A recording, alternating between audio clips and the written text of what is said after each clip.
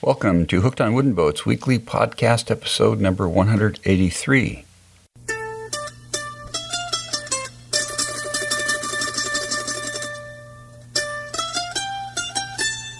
I'm your host, Dan Matson, aka Wooden Boat Dan. If you can't do it, nobody can.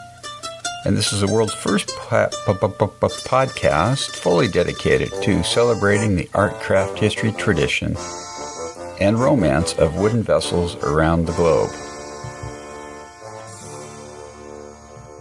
Thanks for joining me today, folks. Great to have you on board the good ship Hooked on Wooden Boats. We plan to have a good time today, as always. As you know, my podcasting schedule has been a little sporadic the last year or so, and I'm catching up on publishing interviews that I did at last year's 2015 Port Townsend Wooden Boat Festival in Port Townsend, Washington. And today, I think, is the third interview from that series. I've got 3 or 4 left that I'm going to try to get out the door here before this year's festival, which is coming up in about 3 weeks. And I'm recording this on Sunday, August 21st. Boy, how time flies when you're having fun.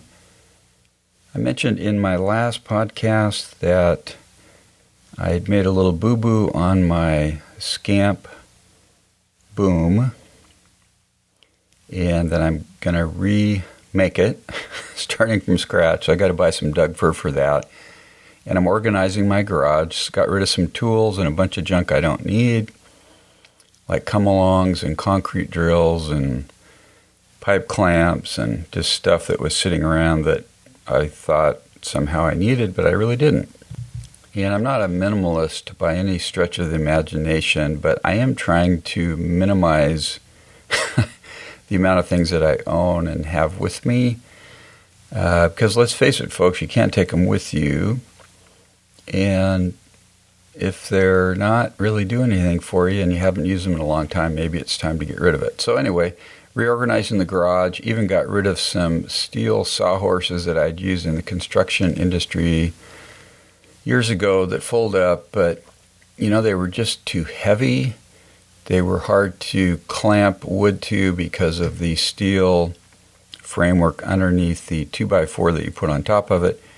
So I actually gave those to a friend, and then I went to Home Depot and bought some wooden sawhorses that were pre-made.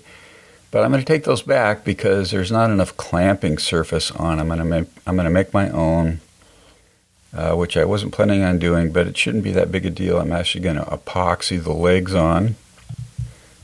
So these things should be strong and last a long time.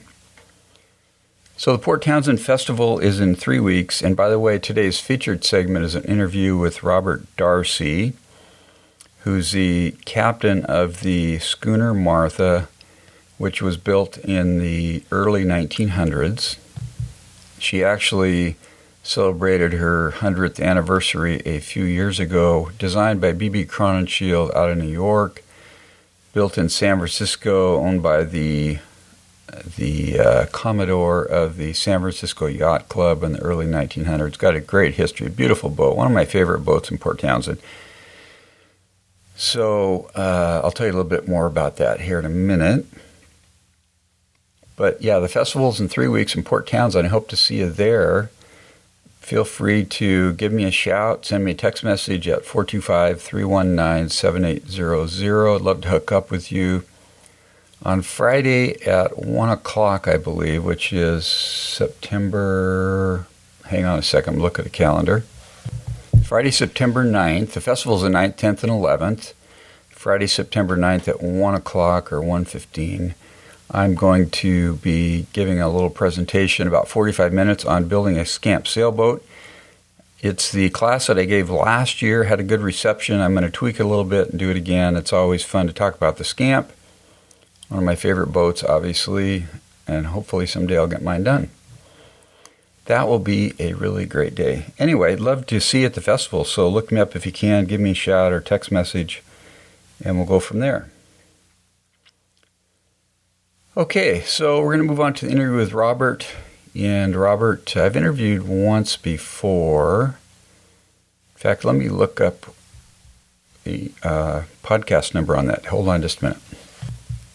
That was podcast number 62, so that was a while ago. If you go to hookedonwoodenboats.com/062, you can listen to that interview I did with Robert at that time. Anyway, when I met with him last year, Martha had just returned from an almost year-long adventure to Hawaii, Mexico, San Diego, bunch of cool places, fascinating story, really fun interview, so I think you're going to really enjoy this. So let's go ahead and roll the tape. Take it away, Robert. Okay, it's September 12, 2015. I am sitting with Robert Darcy aboard Martha. Robert, welcome back to the podcast. Well, thank you, Dan. It's good to be back. Yeah. It's good to be home. I think it's been a couple of years since we did the last one, maybe. Maybe so. Yeah, it's been a while. Something like that. Time went by quickly. Yeah, I know it. So we're sitting on Martha. For those listening for the first time, just give us a brief overview of Martha, if you would. Oh, Martha was designed by B.B. Crowninshield of Boston in 1906. She was built by W.F. Stone Boatyard in San Francisco and launched in 1907. And she was designed and built for the Commodore of the San Francisco Yacht Club. And she's typical of a racing yacht of her period. Mm-hmm. And what was her rig when she was built, Robert? Well, she's schooner rigged, and she was gaff rigged both fore and main. And in the 1930s, she switched to a jib-headed main, which was becoming contemporary at the time. And then again in the 50s, she switched to the staysail rig that she flies today. And that evolution in the schooner rig is kind of in lockstep with the evolution of the American schooner yacht of the period. Okay, yeah. And what's her length overall? Well, she's 68 feet on deck, and she's 84 foot from the end of her boomkin to the end of her bowsprit, and that's called length overall. Yeah. And then she's a 16-foot beam, draws 8 feet of water, and she displaces 76,000 pounds. Wow. And what's the sail area approximately? Oh, about 2,500 square feet going to weather, and about 3,200 square feet off the wind. Mm-hmm. Okay, cool. So you just got back from a year-long trip with Martha. Give us some of the highlights of that, if you would. Oh, God, they're all highlights. I know pretty amazing. Well, we left here on August 23rd and motored out of the Straits on a last year. Glass calm last year. That's 2014. Yeah. And we anchored up in Drake's Bay in 5 days and then went into San Francisco. And then while there, we gave some presentations to the local yacht clubs. You know, she was a flagship for the San Francisco Yacht Club in 1907 and 8. We visited the club, and then we participated in the Great San Francisco Schooner Cup, as well as in the Leukemia Cup. And then we came out of the bay and went down the coast, and we gunked the California coast, and went out to the Channel Islands, and then Newport, and Oxnard, and San Diego, and Catalina. Let me slow you down here. You're going too fast for me. Oh, sorry. No, that's okay. Tell me a little bit more about the races in San Francisco. Oh, those are great. San Francisco Schooner Cup is a race that one of the Commodores of the Yacht Club put together several years ago. It's well attended. We got to race with Martha's sisters in the Bay Area. It was a great race, typical of the Bay Area. So common windy. Designer of these other boats, or? Oh, there's W.F. Stone with Yankee. She's 1906. A lot of newer vessels. Elizabeth Muir. God, there were 14 schooners participating. It was an awesome race. Yeah. And we had the fastest elapsed time. They said it was the most exciting finish to a race they've ever seen. Not being a local Bay Area person and not knowing the local knowledge as well as I should have, I overstood the last mark a little bit. And we were leading. We caught the entire fleet at the weather mark. And so we stormed off, and I was putting a little bit too much in the bank to head to the finish line. And Elizabeth Muir, who was in second place, tacked, and our crew said, Elizabeth just tacked. And my big mistake was I said, well, they're making a mistake. They knew what they were doing. And so they cut the corner, so to speak. And so we arrived at the finish line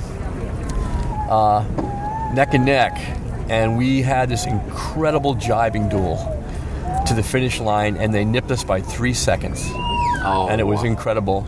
But we had the fastest elapsed time on the course. And then several weeks later, we raced the Leukemia Cup, which was a mixed fleet, and we took first place in division. And that was fun.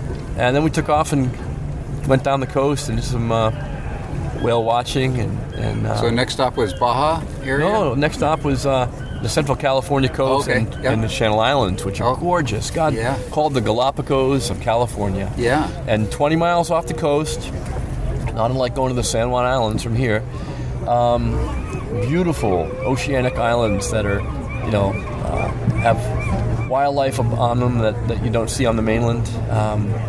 Idyllic little anchorages and coves that are just beautiful. It's a little bit rough and ready because it's right there hanging out in space on the ocean. Yeah. But it's beautiful. Did you guys anchor out? Yeah, we did a lot. Santa Cruz and Santa Rosa Islands, a lot of hiking, a lot of whale watching, a little bit of surfing. Wow. We ended up down in Catalina and then San Diego. From there, we went into the outer coast of Baja and to Cabo. Okay. And that was kind of a surf adventure. And then we did the inner coast of Baja up to La Paz. And we spent the winter north of La Paz. Oh, you did? Yeah. Now, where's La Paz exactly? La Paz is on the inside, the Sea of Cortez. About 600 miles up or something like that, or 400 miles up. So you spent the whole winter right there, huh? In one spot? We ran out of La Paz, but we were north up through. We went as far north as Los Gatos and Punta Martha. Okay. And it's the winters up there are glorious. It blows hard. We had a strong northerlies, but it was very, very comfortable. Yeah. Okay. So we came out in spring and bashed our way back to San Diego. And then we had the America's Schooner Cup there, sponsored by the Silvergate Yacht Club. And then we had the Yesteryear Regatta, sponsored by the San Diego Yacht Club. And then when we finished that, we had 2 weeks to get to San Francisco for the Master Mariners Regatta, so we hightailed it, made it to San Francisco, had a great Master Mariners Regatta, and then we did the Schooner Cup again. And then on July 4th, the Transpac crew arrived, and we delivered the boat to Point Furman. And on July 13th, we set off for Honolulu in Transpac. Oh, the Transpac. So what is it? Tell us a little bit about the Transpac race history. Well, Transpac started in 1906. It was primarily raced by boats of Martha's ilk back in her day. And they were dominant in the race circuit there until probably the 1930s when ocean racing yawls and cutters started taking precedent. So, it was a kind of a historic moment for Martha to do that race. She had never raced in Transpac to our knowledge. And so it was a first for Martha, although she's been to Hawaii before. It was a lovely event, well managed. Transpac Yacht Club doesn't have a yacht club. It's a club, it's an organization, but it's a non-profit paper club. Their sole mission is to sponsor the Transpac race. And it's primarily volunteer-based, not unlike the Martha Foundation. They do a wonderful job of putting together the logistics of this race, and they take such good care of all the boats. It's quite impressive. Each vessel, when it arrives in Honolulu, I'll give you a quick rundown. Yeah. 100 miles out, you call the race committee on VHF, on the high-frequency radio, and you tell them you're 100 miles out from the finish and you're ETA. That gets the machine rolling. Meanwhile, back in Honolulu, there's over 500 volunteers getting ready. When you're 25 miles out, you repeat the call, tell them your ETA. They pull the trigger. The race committee gets out there at Diamond Head Light. At 5 miles out, you switch to VHF and call them. They take your time as you cross the finish line, and you're met by your guide boat. The boat comes out of the Alawai to meet you, help guide you in. As you take your sails down and prepare the boat for coming inshore, get your anchor ready and put your dock lines out, they guide you in and they bring you to your dock. And they had us right out front of the Waikiki Yacht Club. Transpac officials come down on board. They have you sign the paperwork and the oath and clear you in. And then the welcoming committee shows up and they place a lei on everybody's neck. They give you a pineapple drink, Mai Tai, if you're an adult. And then they take photographs and it's well-wishing. And then they march you up to the yacht club for dinner. Every boat gets the same treatment 24/7 when they arrive. Really? It is a remarkable thing. It really is something. And after being at sea for 2 weeks, it's pretty tremendous, to be welcomed like that with such care, and it's a lovely experience. Yeah.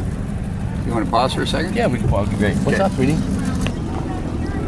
Okay, we're back. So you had a warm welcome when you got there. Yeah. Tell us a little bit about the weather and some of the decisions you made on the trip over there, how that all panned out. Well, yeah, it's interesting. I've never done a Transpac, and so I did a lot of studying to try to discern the weather patterns that we might encounter and what to expect.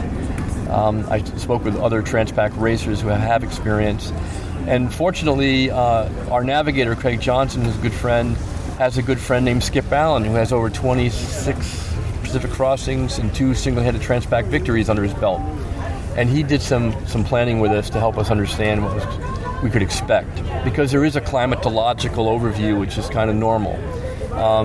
This year, though, things were very different in the Pacific. The Pacific High wasn't cooperating. It was very far north and very far west, which led to a totally different weather scenario. So instead of typically being south of the rum line to find pressure, the vessels went north of the rum line to find pressure. And so we ended up, the first 3 or 4 days were pretty typical. We had a lot of pressure. We had 4 days in a row of better than 9 knots, 200-mile days. One of them was 236 miles. And we were steering for the mark, so our VMG was wonderful. And we got seduced by that and maybe allowed ourselves to get a little too close to light air. Some of the fleet were charging north, and they were looking for pressure up north, and we thought that we were being conservative enough and aggressive enough that we'd stay in the pressure, and it didn't pan out. We got overrun by light air. We spent quite a bit of time running off the breeze in apparent wind of 7 and 8 knots, and that was pretty tough. Rolling in a seaway, pretty warm, and not much breeze. And so it was hard to keep the girl going at times. And on top of that, we were also very conservative. We would shorten down at night because we didn't want to get caught in a squall situation with too much canvas up. Despite the fact that we were racing in Transpac and racing in earnest, the broader mission was to safely get Martha to Hawaii and home with her crew intact. And so we thought that being conservative at night was probably the prudent thing. Being a small organization, we couldn't afford to put a new rig in her in Hawaii, so we wanted to play it safe, and I'm glad we did. We ended up having a wonderful time, and in the end of the day, despite the difficult conditions, we did the race in 13 days and 7 hours. Wow. How many miles is it, Robert? Well, the straight line is 2,125, and of course you divert from that a little bit. Yeah. So it was, for us, it was probably close to 2,300 miles, maybe 2,400 miles. Mm-hmm. I actually haven't gone over the chart yet and walked it off. We've been too busy, but yeah. Cool. So that went good. That went well. And so you were at your talk yesterday. You're talking about coming into Hawaii. This certain condition developed where you got following seas and some wind, and things changed quickly out there. What had happened was, and it's not terribly unusual, a big southern hemisphere swell was working its way up into Hawaii, and all the southern exposures to Hawaii were receiving this big groundswell. And of course, when it comes onshore, it steps up and breaks, and that's what surfers like to surf on. Well, the Alawai boat harbor has a channel cut through the reef, and it was breaking in Alawai Harbor in the channel. And so we were notified the night before that the harbor was closed to any vessels that were trying to enter. And so the yacht club was not sending out the welcome boats because of the heavy sea state. And they were going to reopen in the morning. And when we arrived in the late afternoon, they were preparing to close the harbor again as it got dusk, because unless you could see really well, it was very dangerous. And so we were one of the last boats, if not the last boat, to enter the harbor in a breaking sea condition. And they guided us in, and they said, go for it and don't stop. And as we were entering the channel and heading in, I could tell something was up because the foredeck crew were standing looking aft, and they had a shocked look on their face. And Doug Jones, good friend and Transpac crewman, leaned over and he said, don't stop and don't look back. But I did look back, and I don't know, it was a 9-foot sea 100 yards behind us, curling. And somewhere out there there's a photograph, I'm sure, of that. Did she catch your back end? No, In the deep channel, it finally caught up to us a little bit, and we were kind of rolled up some and in. But next to us, on either side of us, are people surfing. Oh, really? Pretty amazing, yeah. Yeah, and then they closed the harbor for the night. Oh, wow. Wow. Yeah. Okay. So then you came back over, get back across. Mm-hmm. Yeah. Did you do that little different route, or? Oh, yeah, totally different. We left from Point Furman and went to Honolulu, and leaving from Hawaii to come north and northeast is where you want to go. It's all about the high pressure generally, and you want to get into that proper circulation. So generally you would sail north and maybe a bit west of north. And if you're lucky, the high is kind of south a bit into the east, and you can get into the proper rotation, the circulation, and you start to free up, and you come around the top of the high and then down into Vancouver Island and home. Sometimes the high will elongate into a northeast-southwest kind of elongation, and that kind of cuts the corner a little bit for you, and you might have to motor through 200 or 300 miles of calm in the middle, maybe. We were prepared for all that. But this time the high stayed north and stayed west. It was in the Aleutians. Oh, wow. And we're certainly not going to sail to the northwest to try to come back to the northeast, because we just don't have the endurance to do that. Yeah. At the same time, because the high was far to the west, it allowed some low-pressure systems to drop down out of the continent into the Gulf of Alaska just east of the high, and that started causing some serious trouble for us, in so much as sea state was very chaotic and difficult. So it was a bit of an uncomfortable ride, and 1,400 miles of it was on the wind. We were forward of the beam and weren't any freer than 60 knots apparent until we were 600 miles out. Wow, 60 knots apparent? 60 knots of degrees, 60 knots, or 60 degrees apparent wind. Oh, okay. It wasn't 60 knots. It was, okay. If I misspoke, I'm sorry. It was sorry. 60 degrees apparent. So I see. The wind was Yeah. forward of the beam. Mm-hmm. We didn't see heavy wind. We saw basically 18 to 30. And we saw maybe 40 briefly during squalls. Mm-hmm. So the sea state was from things happening far away. Mm-hmm. And because of that high pressure I mentioned, there was a squeeze being set up where the high and the low were meshing like gears in a machine, and the wind was coming out of the north. And we knew things were deteriorating up north because the sea state where we were 600 miles south were getting rougher and kind of more angry. Yeah. And so that made for a wet, uncomfortable ride, albeit it was fast, because we decided to drop east and come underneath the low, and we were just adjacent to Mendocino when that low pressure formed that came ripping up the coast and caused that big storm. We were fortunate we weren't a couple days ahead, because we would have got clobbered, but as it turned out, it formed adjacent to us and east of us, and we were part of that the formation. We got into that breeze. That was probably 30, 35 sustained for a while, and the goal there was we had to shorten down. We pulled in our deep reef main and set a storm trysail and staysails to try to keep this boat speed to a minimum. And then that storm went up ahead of us, which I was grateful for. Yeah, that's a storm that hit land and caused some havoc. Yeah, they had 70 and 80 knots on the coast. Yeah, we had about 50 or so at our house, 50 to 60. Isn't that amazing? Power was out for a while. That was a serious winter storm in August. Yeah, that was very unusual. So I was puckered up a little bit. That was we weren't expecting that kind of activity yet. And, so you saw that one coming, though, and were able to avoid it? Well, we just dumb luck. Worked out? It just worked out that way. These things are so fast, you really can't avoid them if they're gunning for you. But we were able to download weather files and discussions from NOAA. And that's how we learned about this thing developing. Yeah, it's kind of funny because they use a lot of jargon. You have to kind of figure it out as you go. But the discussion said, some kind of acronym, ASCAT, thermal satellite imagery detects a H5 Vort max descending from an upper level trough off of Cape Mendocino. Well, I don't know what that means really, but it didn't sound good to me. And it said this piece of energy will rapidly intensify and move north at 25 knots, pushing gale force winds on its eastern quadrant. The second paragraph said global models are not in agreement. The GFS is an outlier. It says storm force, but we don't believe it. 6 hours later, it went storm force all across the board. So that's when they were seeing 60 and 70 knots on the coast. And what happened inside here. So it was an interesting thing, and it makes me want to study marine meteorology more. Yeah. I want to become a little better equipped at understanding what's happening. Right. So with a boat like Martha, if you got caught in that kind of a storm, 60 to 70 knot winds, what would you do? What would be your strategy? That's a really good question. And my strategy first would be not to do that if I could help it. Right. We're purposely stayed well offshore, plenty of sea room.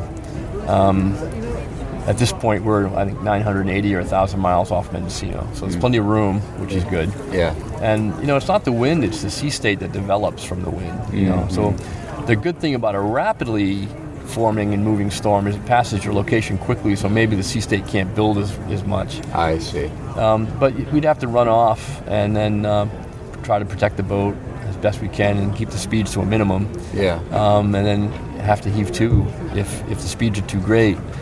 But, it's the big sea state that causes the problem and damages the boats, Yeah, right. It was just rare to have something so early like that happen. Have you hove to with Martha? Not in any meaningful way, not in battle. We haven't. Okay. We've hove to just experiment with heaving to in different situations. Or yeah, how does she do? She does okay. She's a little bit different than some boats in that she's pretty lean up forward and she has a cutaway forefoot. So if you try to heave to with a jib, you're bowed down too much. You got to get the center of effort farther aft. So to get her balanced properly, actually heave to by bringing the main staysail to weather, easing the main sheet a little bit, and hopefully it would be a storm try. In those conditions, you'd be storm trysail, which would help that balance issue. And then for us, even in the heavy weather, storm trysail and staysails, or just staysails, are a wonderful combination for her. It slows her down. What's a storm trysail? Storm trysail is a small triangular sail that goes up on the main instead of the main. It goes on the main mast. So a deep reef main is too much, and the beauty of a storm try is there's no boom. It's sheeted like a jib. And so, once again, I mentioned sea state. So generally when the weather gets up, the sea state gets nasty. You don't want that main boom slamming around. Yeah. So you strike your main, and you put the boom in the gallows, and you use tackles and hold her down. And then you set your storm trysail, and that's sheeted like a jib. So there's no big boom slamming and banging. And it's a lovely sail. It's very small. It's easy to handle. It gives you a little bit of thrust back aft and help keep the bow up some. It's a wonderful sail. We used it all the way down the coast with staysails and jib. Oh, wow. And we used it a lot coming home from Hawaii. How many sails altogether do you have for this rig? Well, going to weather, she can fly 5 at once. Jib and a forestaysail, and a fisherman and a main staysail and a main. Or you can take the jib and the forestaysail down and fly a Genoa. Or we have a queen fisherman, which you take the main staysail down. It's a big fish for light air going to weather or reaching, no close reaching. And then for off the wind, we've got a spinnaker. We have 2 of them, a heavyweight and a lightweight spinnaker. And we've got 3 different golly wobblers that for different wind conditions. So we have quite an arsenal to tune her up for different conditions. And the golly wobblers were what confused the sailing people back east. They were trying to give you a handicap or figure out your transpac. A lot of ocean races are governed by the ISAF, and there's an ORR, an ocean racing rule, which is a rating you get for any particular race. And it's based on the velocity prediction that the hull's capable of reaching along with its sail plan. And they've never done an ORR for a schooner. Yawls and ketches and sloops and cutters, but not a schooner. So they worked hard at it because they're serious about trying to get a realistic rating and make it right. And so U.S. Sailing modeled the hull and modeled the rig and tried to understand what it was they were looking at. There were things called golly wobblers. Pretty archaic rig and term. And so they built a model to make it happen. And it'll be interesting to see if in the future there are more schooners reaching for an ORR or not. And let's see if that model cleans up and gets pretty accurate. Yeah. I think it was pretty accurate. Had the wind speed stayed in the traditional range of 25 knots or so, it probably would have been a pretty accurate rating for us. I think they did a good job. Yeah, cool. So you had one instance where you got a little low on fuel. Tell us about that. It's kind of an interesting... Well, we were close to endurance coming in because 190 miles out, we were running out of fuel. Not running out of fuel, but running out of wind. The wind started to really back off. And it wasn't that we ran out of fuel. We developed a leak in our oil cooler for the transmission. Oh. And we didn't know it until we ran out of oil in the transmission. And so we refilled the transmission, and it ran out of oil within 4 hours. And we refilled again, and it ran out within 3 hours. And we kept repeating this cycle until we were out of ATF and out of oil. Not good. Yeah. And so this was when you were coming home. We were home. Getting close to home. And at this stage, we were, 20 miles out of Flattery and out of oil. And no wind. It was glass as far as the eye could see. Light outflow winds, light easterlies. And so I asked Holly how much olive oil she had in the galley. And she said about a gallon, I guess. And so we started using olive oil in the transmission, and figured it'd work. It's oil. It'll work in the hydraulics, and it'll lube the bearings to some degree. And so we came into Neah Bay under olive oil. So did you figure out what the problem was then after? Yeah, we have to order it's a custom cooler. I got to get a new cooler built. Oh, really? That'll be next week. We'll get that underway. For the transmission. Yeah. So is that a well, if it's a transmission, is it several speeds or single speed? Oh, it's a single speed, forward and reverse with a reduction. It's a 2-to-1 reduction. It's made by Borg Warner. It's a velvet drive, they called it. Mm-hmm. It's a 71 or 72C. Really robust, strong transmission. Although I think this winter, when we're down for maintenance, I'm going to take the transmission off the boat and send it to Everett. There's a specialist in Borg Warner up there, and I'll have them go through it and put new bearings in it. And it's been 12 years, so it's probably due anyways for a tune-up. But I'll have them go through it and make sure everything's within specs. And once they open it up, they'll put new bearings in it anyways. But I know we got it pretty hot. And I know it's been, it's got salt water in it. So, yeah. Is that the original equipment that was in the boat? No, she originally never had an engine. Oh, she did? Her first engine was 1922, and that was a gasoline engine. The engine I have in there now was put in 12 years ago, and the Borg Warner came off the Jimmy that was in it before. It's such a good transmission; they're worth their weight in gold. And we had it rebuilt 12 years ago, and I put it on the new engine. Yeah, interesting. So how did they maneuver her with no engine when she was new? Well, back in the day, they didn't have marinas like this. Pause for a second, sure. Yeah. Okay, go ahead. Yeah, so back in those days, they didn't have marinas like this. And they didn't have docks. They had piers. They didn't have floating docks that often. Boats were tied to moorings. Oh. So you'd sail off and sail on to your mooring. And a lot of the yacht clubs and or the little associations had white hulls or small steam-powered boats that they'd bring you out to your boat. And so if you didn't have your own tender with you, the yacht club would bring you out to your boat, and you'd row your own boat out and tie it to the mooring, and then you'd slip the mooring and raise sail, and off you go. So life was different, and people knew how to sail really well. Wow, yeah. Interesting. So for the whole trip for you, what would you say maybe were the one or two best highlights for you? Oh God, is that pretty hard to do? It's hard to do for different reasons, Yeah. Maybe I'm not as simple as I think I am.